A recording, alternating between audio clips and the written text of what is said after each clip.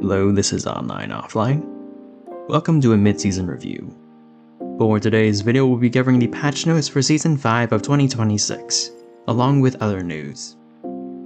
The SO14 from 2022 has received another nerf of sorts.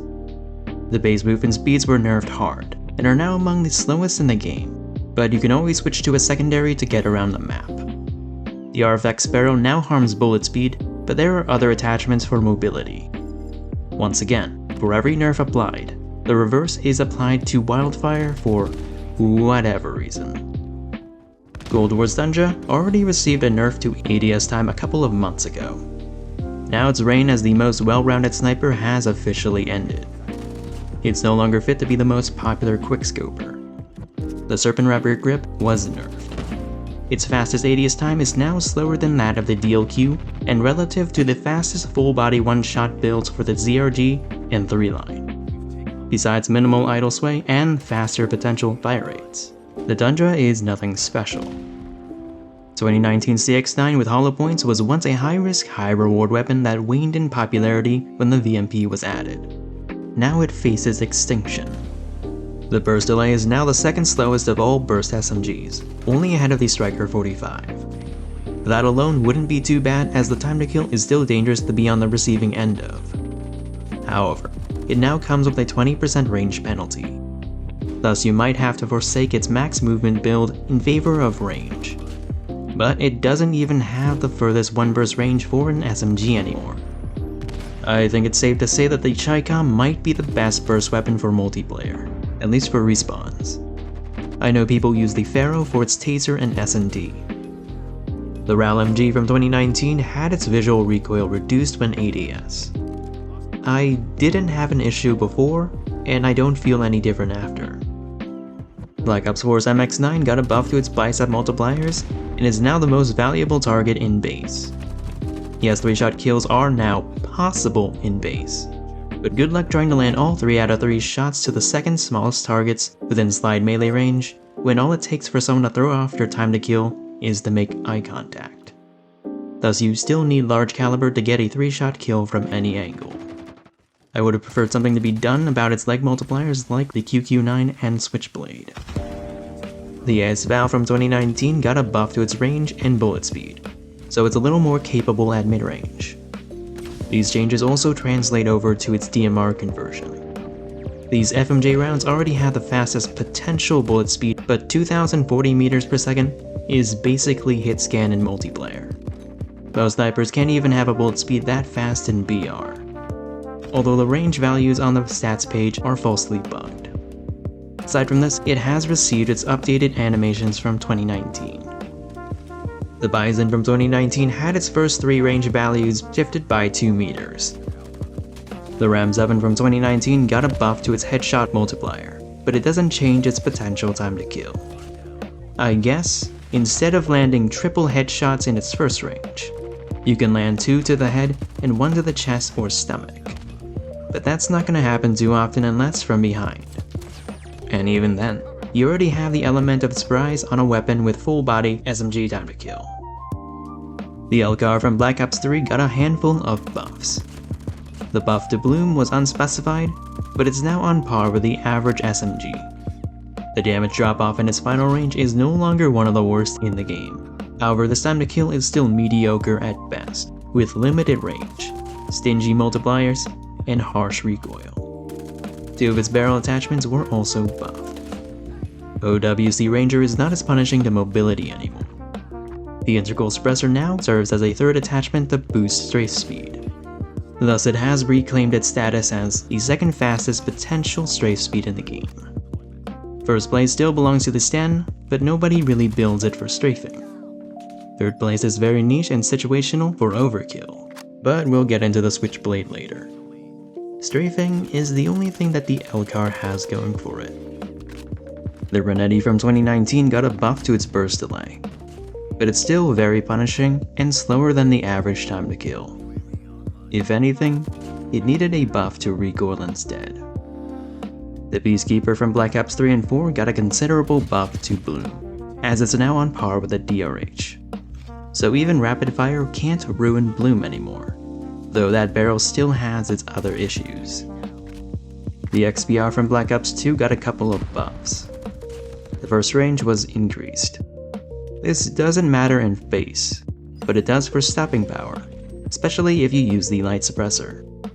The straight speed was also increased, but that's not nearly as important on a sniper. Final change to guns was to Black Ops 4's Switchblade X9. Instead of having the average sprint out of an AR, it's now on par with pistols. This is nicer for those who like to hipfire.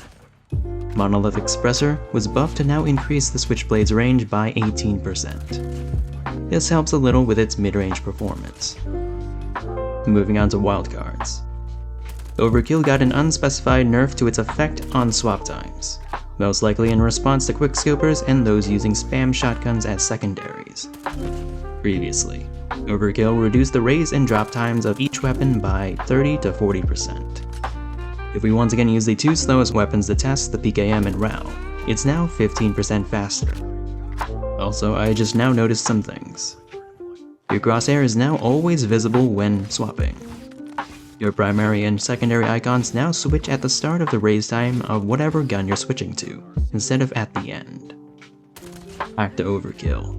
It didn't say anything about the movement speed boost, so unless they silently change their mind like they did to the Bomber Wildguard, I'm going to assume that still holds up until further notice. Kill streak support once again received a nerf to discounts for specific streaks. For operator skills, Warfighter's Claw from Infinite Warfare had its mag size increased to 120 rounds despite not needing a buff. Nomad's K9 unit from Black Ops 4 was already one of the most used operator skills, and they decided it should charge faster. Firebreak's Purifier from Black Ops 3 will last 4 seconds longer. Meanwhile, Outrider Sparrow, Merc's Bull Charge, and Phantom's Ballista are now 4 seconds shorter. So, what are my thoughts on this season's patch notes? I don't even know who the biggest winner this season is, because we didn't get anything too big. Perhaps the Switchblade and AS Val? Then again, it only amounts to an extra meter or two. I think the better question is, who is the biggest loser this season? Definitely not the SO14. They're still beating around the bush with that. I'll let you guys decide in the comments between the CX-9 and Tundra. Unlocked at level 21 in the Battle Pass. The new gun this season is the BAL-27 Assault Rifle. However, it doesn't have its iconic slower fire rate for its first few shots. Therefore, the BAL is not that unique anymore. They even changed the description a few hours after the update. This reverse hyperburst was arguably helpful in Advanced Warfare, but a detriment in 2023. So I understand why they made the change, but I feel like they could have given it a faster initial fire rate instead of not bothering at all. The HBRA-3 is probably never gonna have its rightful hyperburst either. Also, there's no Obsidian Seed Blueprint or Death March Burst aftermarket part either. As far as first impressions go, the gun feels nice for aggressive and flex playstyles. The time to kill is fast, and the recoil is minimal. The hipfire, bloom, bullet speed, and flinch are mediocre, but you can compensate with attachments, which it has a lot of. The other new gun this season is the MicroMG 9mm from Black Ops 4. It's basically a close-range death machine with a pre-fire delay. However, it's only in DMZ for the time being. In one of the roadmaps, it was mentioned that the devs were interested in releasing more weapons per season, but this is not what any of us had in mind. I don't know what their plan is, but this sets a bad precedent for future releases.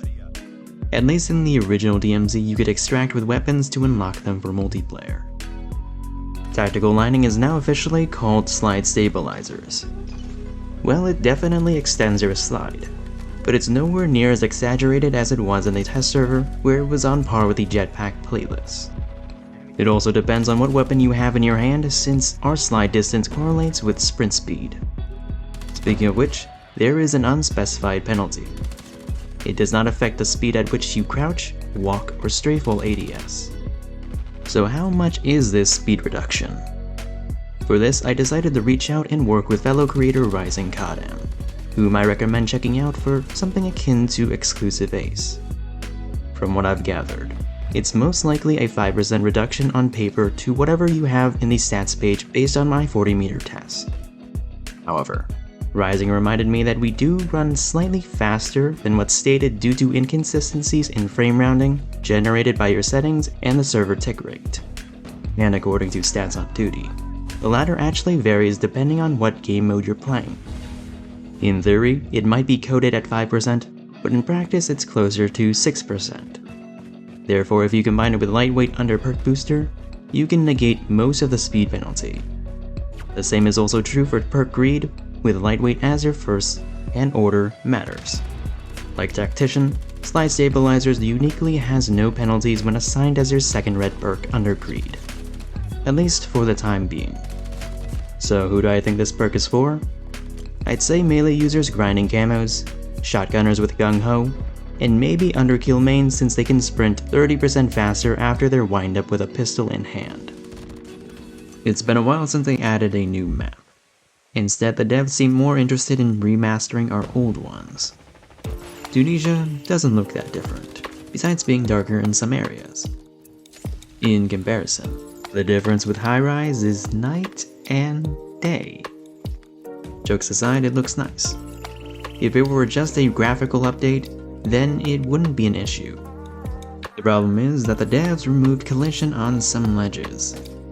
You can't use classic parkour spots to flank and camp anymore. According to the community manager on the official subreddit, it was most likely intentional to avoid out-of-map glitches, as if they didn't add enough invisible walls already. Also, parkour is the whole point of the map, but they said that they're looking into it. There's going to be a new map for BR later this year. According to Jeff Gullett, the head of COD Mobile, it's probably reserved for the 7th anniversary. It's most likely Verdansk since leakers and data miners already found assets from it.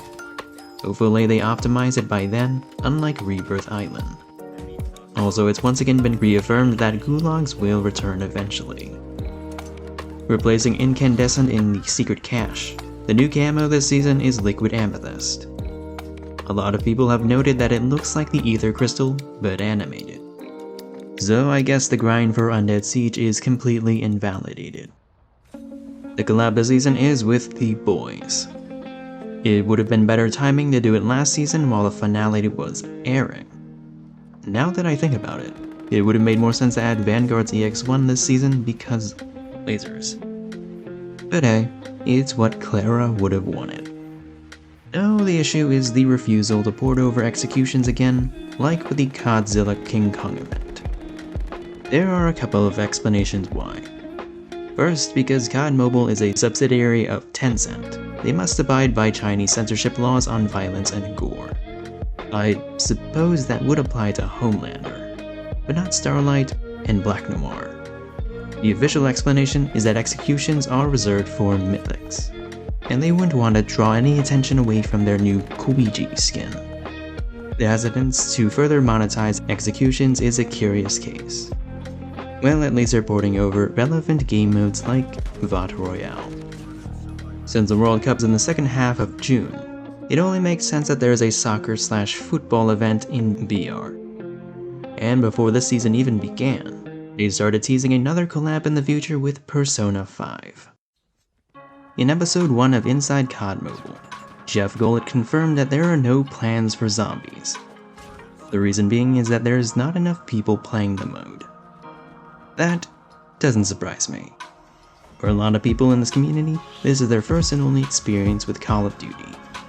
Thus no previous exposure to round-based zombies. If we consider China as their priority demographic, zombies were replaced with cyborgs in COD Online due to censorship laws. So it becomes a chicken or the egg dilemma. New content isn't added because people aren't playing it anymore, but people won't come back to play it unless there's new content. In terms of finances, it's also more difficult to sell microtransactions in a first-person PvE mode. As of the making of this video, Modern Warfare 4 has officially been announced.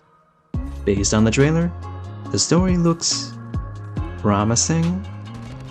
The campaigns of the Modern Warfare reboots were at their best when they were doing their own thing and not butchering the original trilogy. From what content creators are saying, the multiplayer is basically a mix of 2019 and 2023, with 2022's visual recoil and Black Ops 7's split matchmaking and prestige system. They also seem very insistent on having skins that aren't too ridiculous. All of it sounds a little too good to be true. That is if they don't pull the rug like they did in 2022. But we're not here to discuss if Call of Duty will finally be worth $70, or if Grand Theft Auto 6 releases on time and mogs them in sales. No, we're here for COD Mobile, and we have to ask ourselves, with Warzone Mobile out of the way, what's in it for us? The new FOV scaling is too ambitious. Probably not their new mounting system. Definitely not the elimination of hipfire spread. Momentum-based mantling speed sounds nice. Would I use an AI randomizer to recommend attachments to me? Personally, no. Maybe it could help casuals who are new and don't play much, but don't want to skim through clickbait. Their Apex attachments are an evolution of 2023's aftermarket parts and Black Ops 7's prestige attachments, and they don't take up a slot to change how the gun performs. Despite having more content than any other game in the franchise, a lot of COD Mobile guns are still missing their operator mods, aftermarket parts, and defining features, assuming they aren't locked behind DMZ. And because the actual DMZ is returning with Modern Warfare 4, perhaps they could give our devs some guidance and not repeat old mistakes. Since our anniversary should coincide with their release date, it would be within their best interest for the COD Mobile team to play it straight. Ever since the non-stop collabs, our seasonal theming has been all over the place, to the point where they completely gave up on the comic stories, which were already incoherent due to shoehorning advertisements for microtransactions. But hey, that's just my opinion. It's almost summer, so we're nearing the point in our annual cycle where we all wait for the anniversary and see if a new Call of Duty has anything of value to extrapolate. Admittedly, I haven't been as diligent with stats recently, as I've just finished my first Pokemon game, White. Screw Hydreigon. Screw Volcarona. Cynthia was alright. So if you don't mind me, I have to go work on the video for the BAL 27. And you guys voted for the VLK Rogue afterwards. My name is On, and I'm off.